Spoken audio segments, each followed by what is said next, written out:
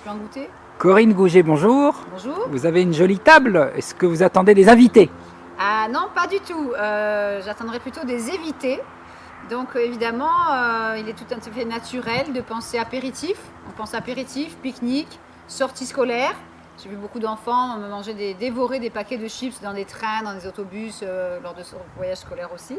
Donc nous sommes en été, c'est l'époque des pique-niques à la plage, des promenades en forêt, des barbecues. Qui ne fait pas de barbecue dans son jardin à part Corinne Gouget.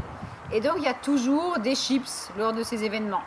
Donc ici, ce matin, j'ai fait un petit tour dans un grand hypermarché et, excusez-moi l'expression, j'ai halluciné.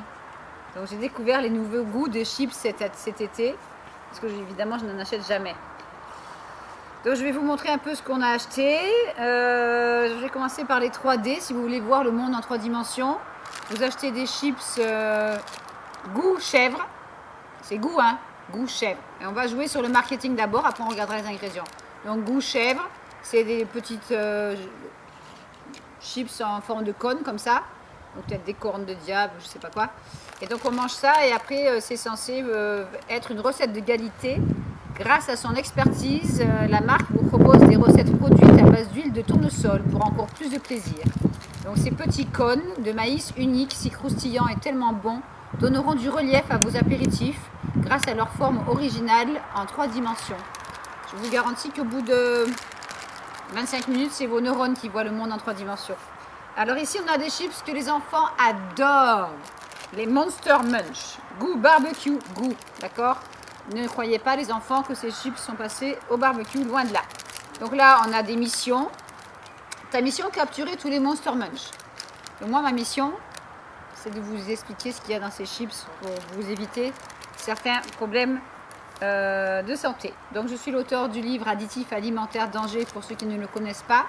Vous pouvez le trouver en plusieurs langues, en Italie, en Espagne, en Roumanie, en Hollande et en France bien sûr. Vous pouvez soit le commander en librairie, soit l'acheter sur mon site santéendanger.net dans la rubrique boutique.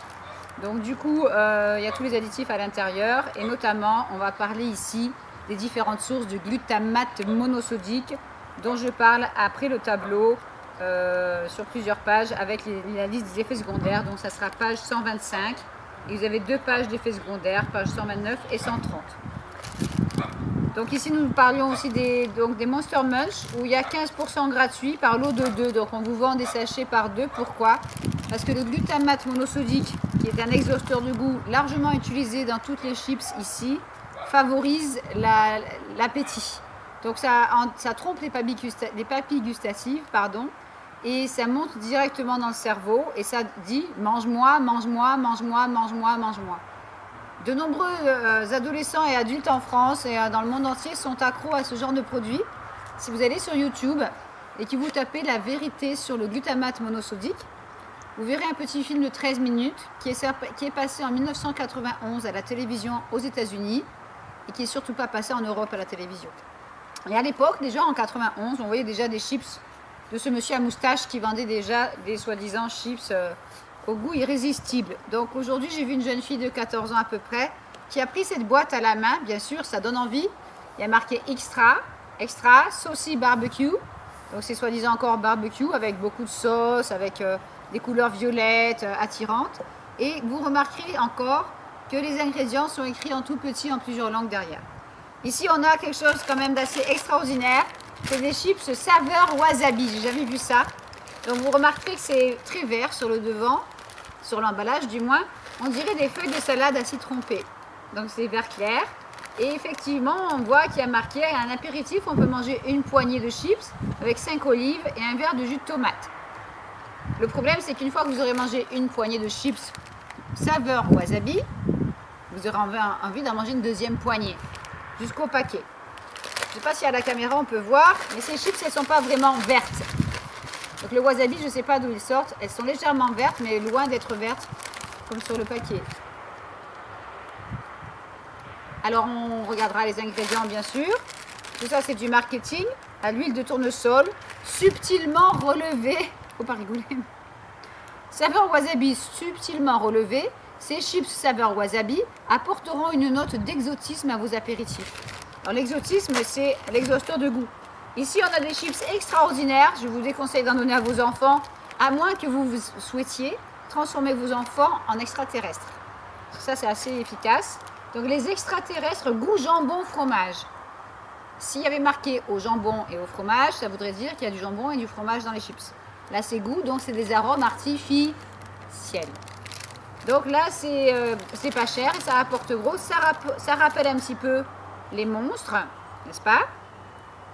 Mais là, vous ne transformerez pas votre enfant en monstre, mais en extraterrestre.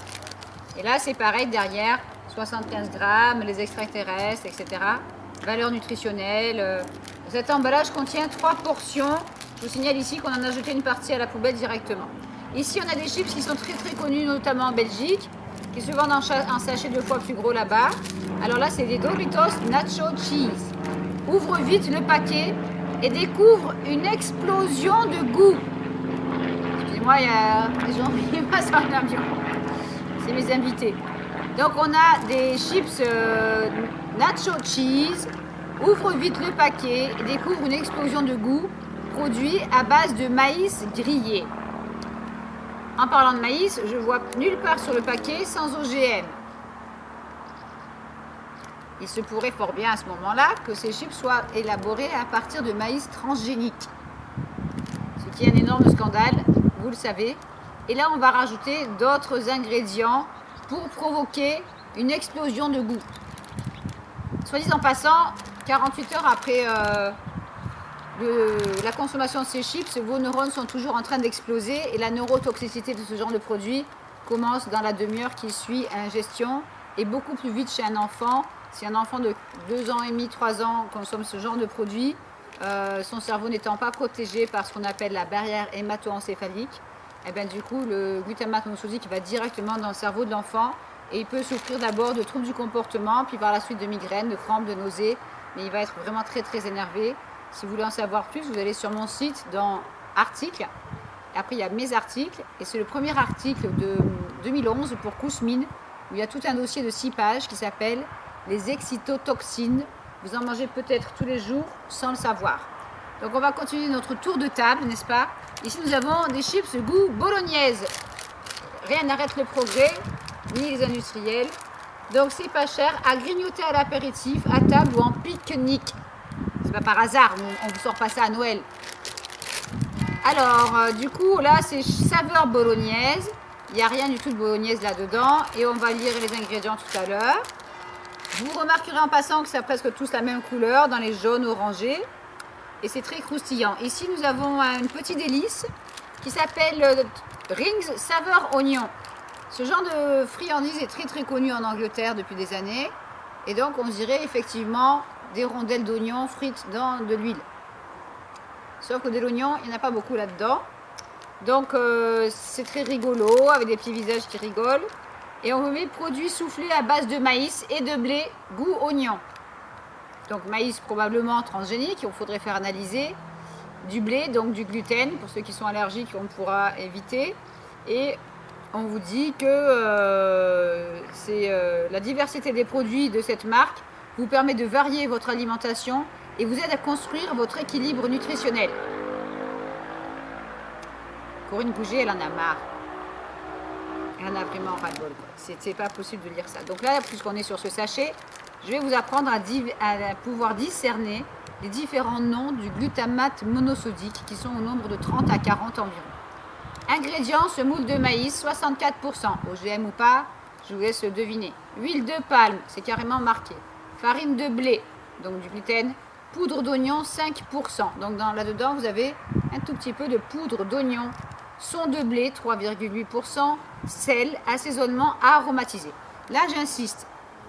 Pendant des années, sur ce genre de produit, on le voit encore peut-être sur cette boîte, il y avait marqué exhausteur de goût, glutamate monosodique. Aujourd'hui, depuis à peu près 1 an, les industriels ont changé un petit peu la donne en modifiant leur vocabulaire. Alors, on met assaisonnement aromatisé pour ne pas mettre exhausteur de goût, n'est-ce pas? Entre parenthèses, arôme. Donc, ça peut être 1 à 3 fois du glutamate monosodique caché sous le mot arôme. Sel, on s'en doute. Poudre de yaourt. C'est même pas yaourt en poudre, c'est de la poudre de yaourt. Poudre d'oignon, dextrose, matière grasse laitière. Lactose, ça c'est le sucre du lait qui va provoquer aussi l'addiction, sucre. Et là on a la famille complète, exhausteur de goût, 2 points, E621, E627, E631. Poudre de lait écrémé, un plus, maltodextrine, j'ai une page entière là-dessus dans mon livre, épices au pluriel et plantes aromatiques. On rajoute encore une couche si vous n'êtes pas satisfait. Exhausteur de goût E621, donc ça fait au moins 1, 2, 3, 4, 5, 6 sources dans ce sachet.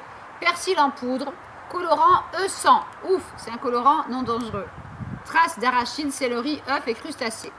Avec 6 sources de glutamate monosodique, ce produit est très dangereux, voire mortel pour la personne qui peut tout manger. Parce que ça attaque aussi le cœur, les organes reproducteurs, ça attaque les poumons, ça attaque principalement le cerveau. Et là, si vous avez 6 sources dans le même paquet, ça peut même, à la longue, provoquer la maladie de Parkinson ou d'Alzheimer. Je vous conseille ce livre qui s'appelle La cuisine moléculaire de George Ziprick.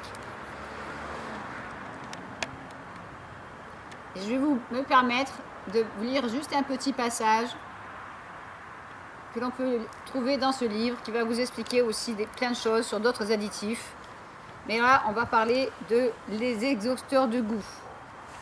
Il y a eu aux États-Unis des cas graves par rapport aux colorants souvent utilisés dans l'alimentation.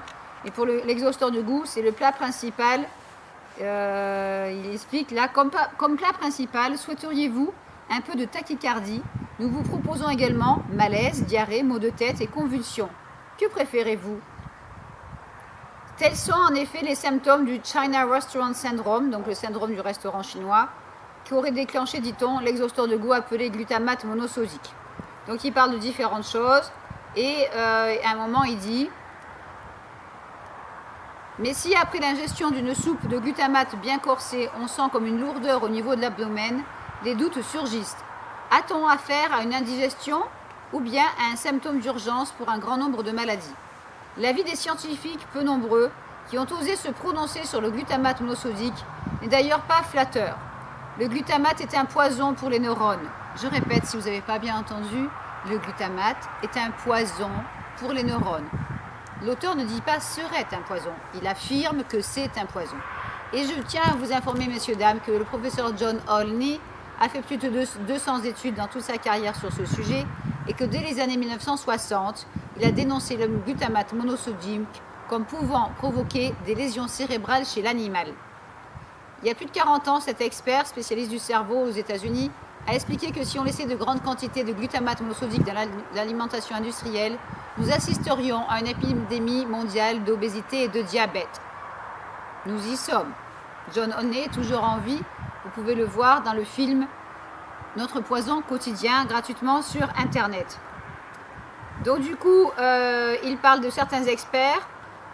Et il y en a un qui dit: le glutamate donc est un poison pour les neurones, avertit Konrad Bayreuther, professeur à l'université de Heidelberg. Une toxine qui pourrait contribuer à l'apparition du Parkinson ou de l'Alzheimer. Aux États-Unis, des experts comme le docteur Russell Blaylock, dont voici l'excellent ouvrage en anglais de 1997, Excitotoxine, le goût qui tue, dont parle l'auteur ici.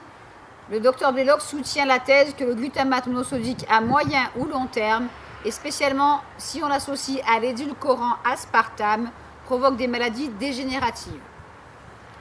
Dans ce livre, vous avez plus de 400 sources scientifiques.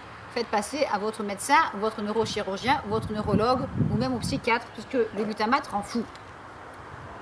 Donc je vous tiens en suspense et je vous lis la suite. George Schwartz, donc un des médecins qui a dénoncé le glutamate depuis les années 90 aux États-Unis, et John Olney, dont on vient de parler, sont arrivés aux mêmes conclusions qui mettent en garde contre les attaques spontanées d'asthme. De la consommation de glutamate a provoqué un excès de graisse pouvant atteindre de grotesques déformations chez leurs animaux. Donc je vais vous montrer dans un autre livre, le livre du docteur Schwartz, une photo de rat. Donc sur le côté là, vous avez un rat qui n'a pas consommé de glutamate, qui est de taille normale. Et de l'autre côté, vous avez un petit rat qui a consommé du glutamate monosodique lors d'une expérience il y a plus de 40 ans. vous remarquerez que le petit rat qui a mangé du glutamate monosodique est en surpoids. Or, selon de nombreux experts dont le docteur Blaylock, l'être humain est beaucoup plus sensible au glutamate monosodique et au mélange associé de différents additifs. Donc, ça prouve bien qu'il y a un problème. Aujourd'hui, nous avons vu un certain nombre de personnes en surpoids de 16 ans à 40 ans. C'est pitoyable. Donc, vous imaginez bien les dégâts chez les êtres humains depuis plus de 102 ans. Et le souci, c'est comme le disait le docteur Blaylock dans une conférence, c'est que depuis 102 ans, 1909, les quantités de glutamate monosodique ont été multipliées tous les 10 ans par 2 ou par 3. Donc on se retrouve avec une population de plus en plus malade, avec de plus en plus de maladies de Parkinson. Pour ceux qui ne savent pas cuisiner, ils utilisent des plats en boîte dont on parlera dans une autre vidéo. Et donc du coup, dans ces plats en boîte, comme dans ces petites chips-là, on se retrouve avec 5 à 6 sources de glutamate monosodique différents qui, une fois mélangés, vont avoir un effet exponentiel au niveau cérébral. Donc si on se tourne vers des petites choses comme ça, c'est des petites boules goût fromage. Ça coûte à peu près 30 ou 40 centimes le sachet. Et là, on recommence semoule de maïs, sûrement transgénique, mais on ne va pas le mettre. Huile de palme, assaisonnement aromatisé, chapelure, farine de blé, sel, poudre à lever, E503, lactosérum en poudre, sel, farine de blé, arôme, dont poudre de fromage, exhausteur de goût E621, 627, 631, chlorure de potassium, sucre, maltodextrine de pommes de terre, anti-agglomérant E501, huile de palmiste, acidifiant E330, colorant E100, colorant E160C. Vous comprendrez bien que ces petites boules snack goût fromage sont un mélange de produits chimiques dignes de la cuisine moléculaire décrite par notre ami journaliste Jörg Siegfried. Donc le but de ces exhausteurs de goût, c'est de vous provoquer une addiction et surtout d'en racheter et de finir le paquet. Plus les pathologies qui sont liées. Donc migraine, vertige, nausées, ballonnement, crise de rage, crise de limite schizophrénie. Donc si je continue à lire ce chapitre, l'arsenic lui aussi est un produit complètement naturel, lance Schwartz. Par exemple, à l'encontre du lobby du glutamate,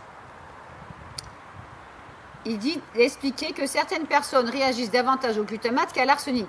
Voilà plus de 20 ans qu'aux États-Unis, les producteurs d'aliments pour bébés ont volontairement renoncé aux exhausteurs de goût. Donc ça, c'est à moitié vrai parce qu'ils ont promis de retirer l'exhausteur de goût des aliments pour bébés, mais ils ne l'ont pas vraiment fait puisqu'ils ont simplement changé le nom. Quand vous achetez des petits pots pour bébés, souvent il y a marqué arôme poivre, arôme cannelle. Parce que le poivre et la cannelle, ça coûte plus cher. Et le but des industriels, même pour les bébés, c'est d'économiser de l'argent.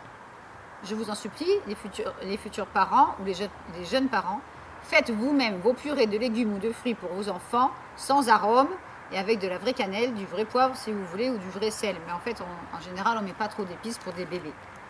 Donc du coup, reste à savoir si cette auto-restriction est simplement sincère ou si les producteurs ont craint qu'une plainte collective d'enfants malades ne leur coûte des millions, au cas où l'on réviserait l'opinion médicale autorisée.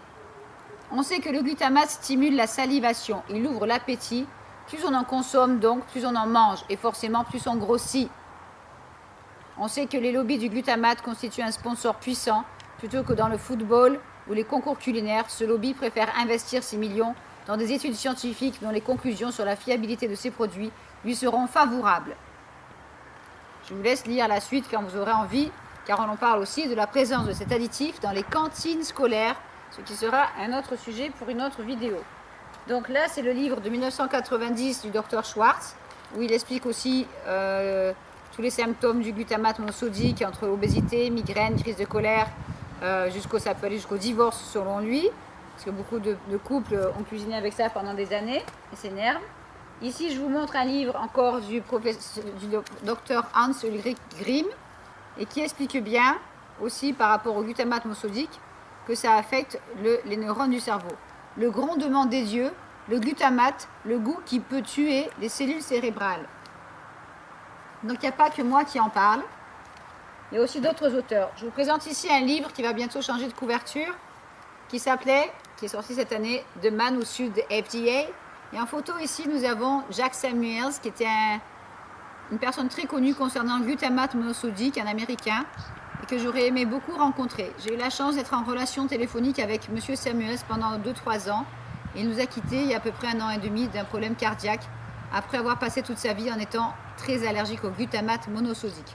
Donc Adrienne Samuel, son épouse et veuve, a écrit ce livre pour résumer leur combat sur 30 ans.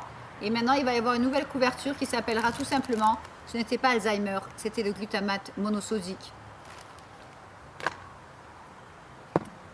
Voilà.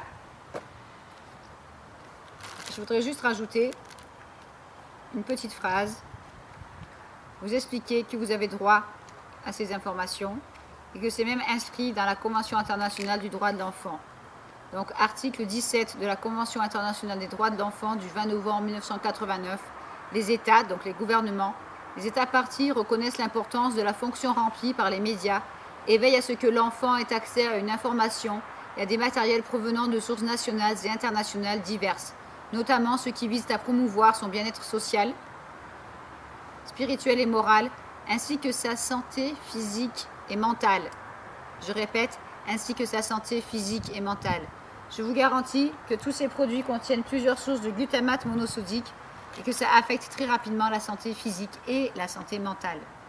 Je vous demande de bien vouloir donc faire la chasse aux additifs, de vérifier la composition. Le plus simple est de prendre des chips traditionnels où il y a pommes de terre, huile de tournesol, sel.